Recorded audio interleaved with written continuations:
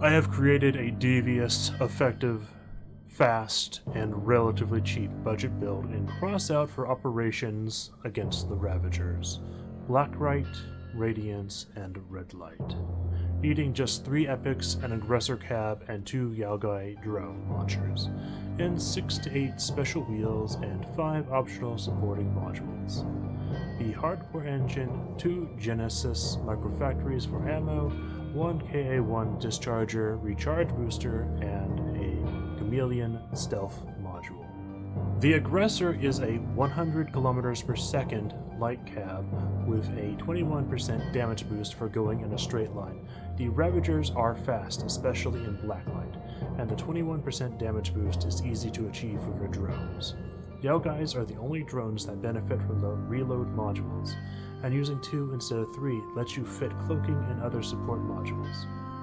You can also make a more expensive version of this build with the Cheetah engine, epic wheels, the KA-2 flywheel, Chameleon Mark II or Yeti cloak, and a suitable generator.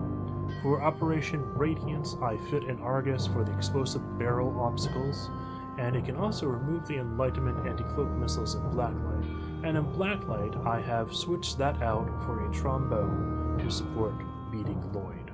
The goal of this build is to prevent Ravagers from getting easy destructions. By preventing Ravagers from tagging other players, you prevent them from recruiting those players to their side. The Yaogai drones enable this by defending areas as survivors pass, and importantly can be launched forward to clear an area before you reach it and destroy Ravagers hiding around corners. Often I directly launch the drones into Ravager spawn points, which is why I labeled it on the exhibition Pain to Ravagers. This build also easily completes the Destroy 5 Enemies quest for these modes. Now I will go over the strategies for operations. Redlight is the easiest. Fire drones where Ravagers will spawn from. Fire drones in front of or into the Ravager spawn area after the first gate, as that is their best ambush vector. I will never risk the section with the opening and closing gates. The build has 2 pipe tooth bumpers for ramming the gate with high HP. You can add additional bumpers or melee weapons if needed for that. If you have the Yeti, which is oddly not banned, you can save the cloak until the final stretch after that destructible gate and just stay cloaked for 50 seconds straight. Operation Radiance is where it starts to get hard. The Ravagers have a much better starting point than the original version of Radiance, and have an ambush vector protected by a corner. Fire your drones over the wall and hope your drones can get there before your team Leroy Jenkins themselves into the whelps. Then for the next stretch, I like placing drones behind the first hill in the spawn locations on the right side of the path. Ravagers' spawns are dependent on the player furthest ahead, and someone going too fast can and will give the Ravagers good ambush vectors. After the second gate is the Bridge of Death. Use the cloak here as it will make the energy cannons hit you less. I go for the right side as fewer players go that way, and almost always someone on the more clear left side gets accidentally pushed off. The next section is where most groups will fail if there are not enough survivors or damage. Watch the minimap for where the Ravagers spawn. The close spawn in particular is a good ambush vector, and a drone might stop that. I tend to head towards the furthest tower in the back, as both players and Ravagers tend to focus on the other 2 first. It takes 2 sets of Yaogai drones with the aggressor buff to destroy it. After that, move through the grinders and place your drones in the center of the path to cover both Ravager spawn locations. Your drones are also excellent for clearing the explosive barrels, and I often bring an Argus drone to clear more of them. If you take the left path, it is a good shortcut, but it will close quickly, preventing other survivors from taking it. Often I will go through the fire barrels to clear them for survivors, and place drones at Ravager spawns. I will never take the second grinder shortcut, as builds can easily get caught in that one. Importantly, throw drones over the cliff before you jump down to clear the Ravagers. Then hope and pray that enough survivors are around to clear the Ravagers in the 30 seconds before the last gate opens. For Operation Blacklight, the difficulty is significantly higher.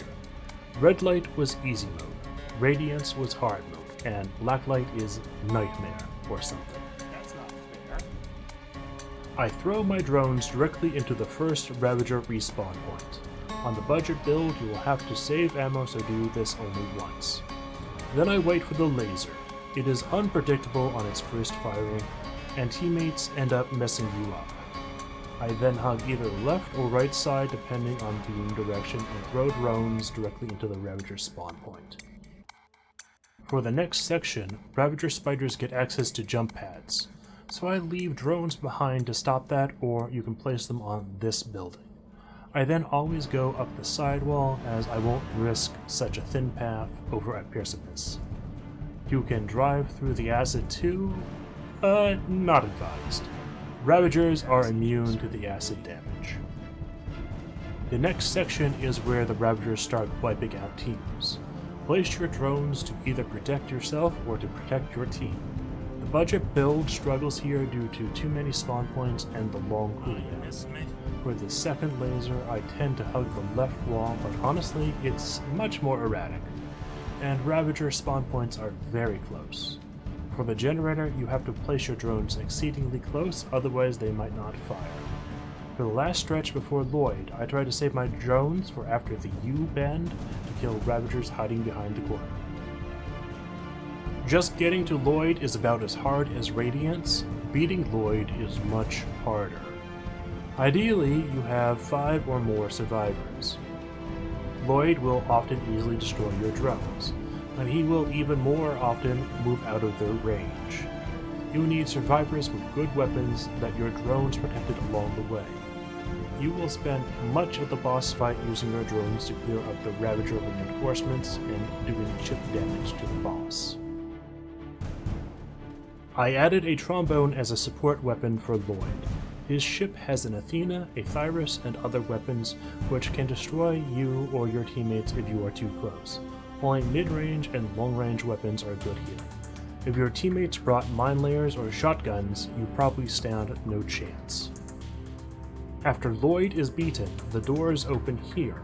Drive straight, use whatever drones you have left to cover the escape, and avoid the geysers, especially the ones near the very last jump pads that you will need to hit to get on the airship finish point.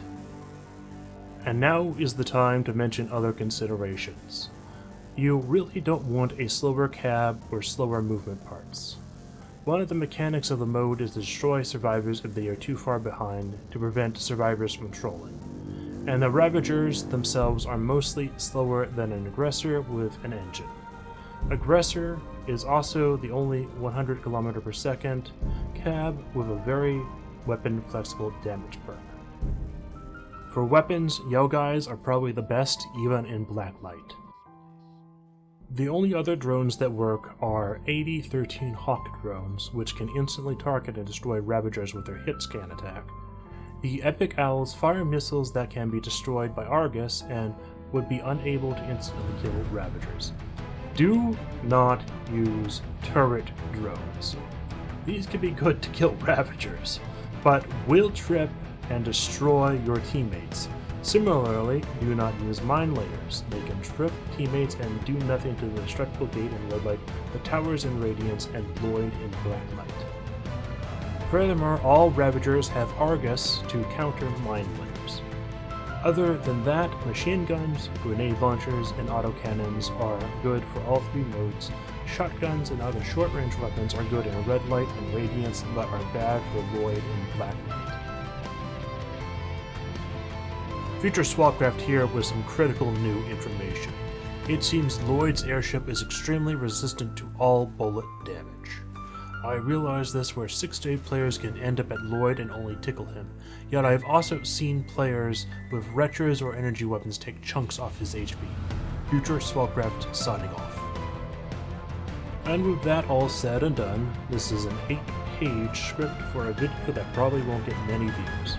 If you would like to support this content, I sell art on Redbubble. Get yourself something cool from my print-on-demand store. I'm not even asking you to watch my Crossout build videos or Crossout streams. Just buy something for yourself. Swabcraft out, that's all, folks. Have a wonderful breakfast of Ravager tears.